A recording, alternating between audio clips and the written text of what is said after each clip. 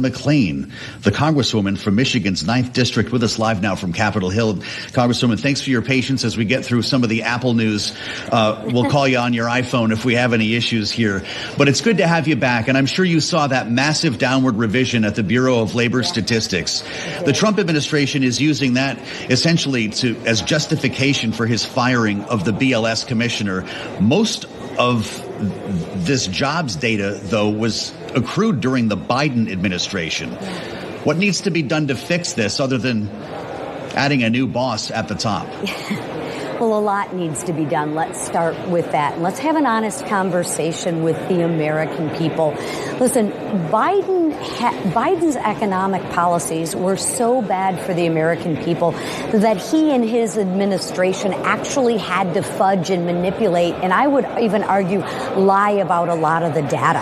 Listen, we can't fix a problem unless we admit to ourselves that we have a problem, and we need accurate data to do that. So that is where I applaud the presidency, this administration, and Republicans for let's get accurate data, let's see what the problems are, and then we can fix it. But let's stop lying and fear-mongering and just manipulating the data to the American people.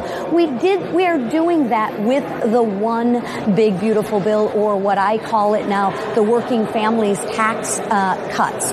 We are doing that. We are trying to jumpstart the economy, to bring manufacturing jobs back, but it is imperative that we have accurate data. I absolutely. And look, we cover Wall Street and we talk about data quality a lot around here. And that's kind of one piece of this, Congresswoman. But to suggest that it's intentionally being rigged or manipulated for political reasons is a very different allegation. Do you have any evidence that that was the case? Well, just look at the facts. I mean, this jobs report was off by how much? Right? These are surveys. Do you think that everybody is really telling the truth on this?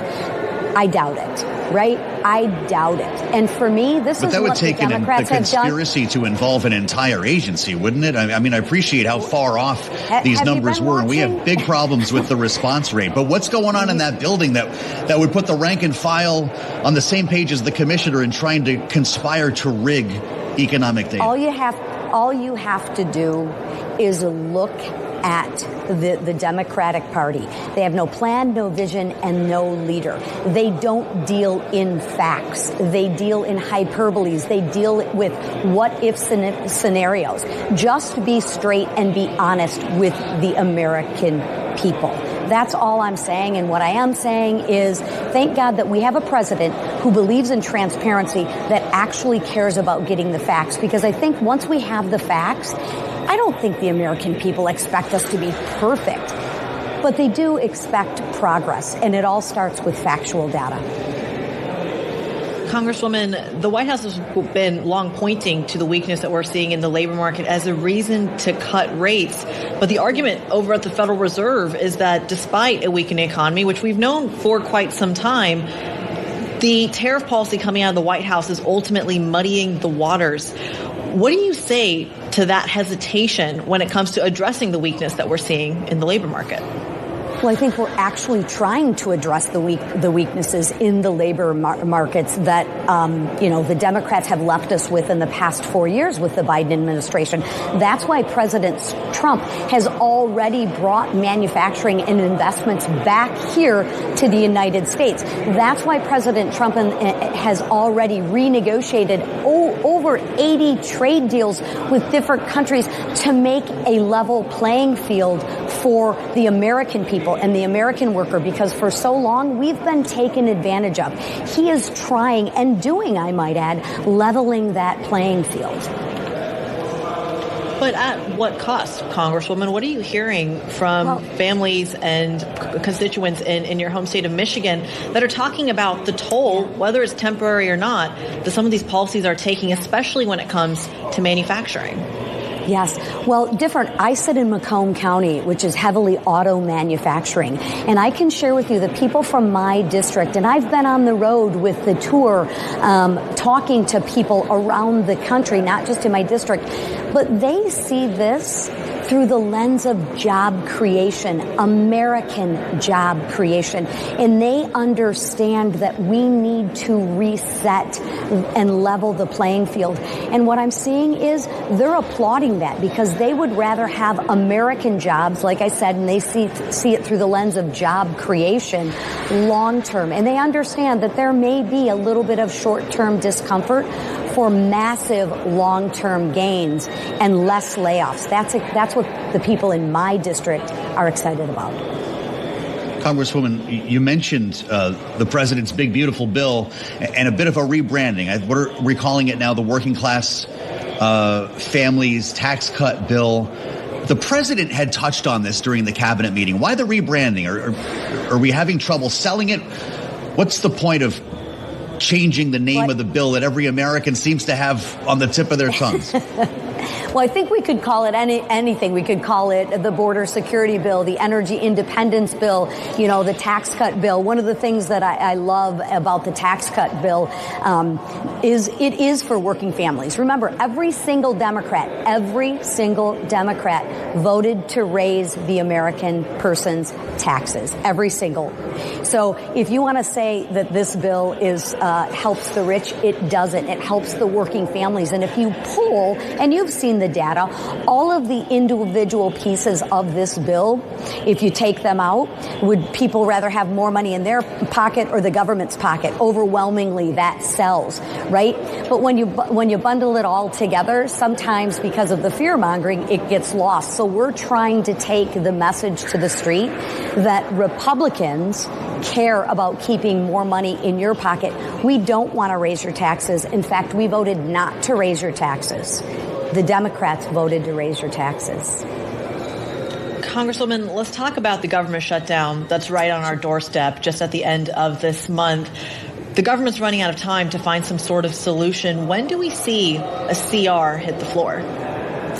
Well, I'm hoping that we see a very short-term CR, but at the end of the day, we are committed to keeping the government open, Republicans. And whether it is we're already talking about doing a conference, which I think is great. We've already passed, I think by the end of this week, we'll have passed everything out of committee, which is great. We are doing our work. Again, we've seen this movie before, but we are committed to keeping the government open, and all options right now are on the table. And we invite all the Democrats to stop their blocking and their defensive strategies and come and work with us to help the American people. But at the end of the day, we got to tighten our belt. We got to make sure that we're giving the American people value for their dollar. So stay tuned. We're in process of working on that right now as we speak. Mm-hmm. Well, a lot of Democrats have told us on this program, Madam Chair, that they did try to work with you. They thought they had a deal, a budget bill passed, funds were allocated, and then Republicans rescinded them. There was the first rescissions package and then the pocket rescissions, and that's why they're throwing their hands up in the air. Is there something you can offer Democrats to regain some trust? And I'm pointing right now to the extension of Obamacare subsidies at the end of the year. That's what some Democratic members seem to think would bring them to the table. How do you feel about that? Yeah, we are exploring that. We have a couple different factions, right? Medicaid and Medicare have expanded and grown so exponentially since 2019, right? With the expansion of Medicare, it's quite frankly a lot of money. And take a look at what happened in COVID, right? With all of these the tax credits, it just blew up. We've got to get a handle on both Medicaid and Medicare, because if we don't get a handle on it, eventually we're going to be forced to deal with it. And nobody, I think, wants that. I really and truly don't think anyone wants to deal with that when we're in a crisis situation. So I'm actually an optimist, believe it or not, by trade. I believe that we will come together and get the best, most conservative deal on the floor for the American people. But it is a negotiation. You do have to give and take a little bit, right? I'd love to get everything I want. It only happens when I'm with my husband. But we got to get to a better spot for the American people.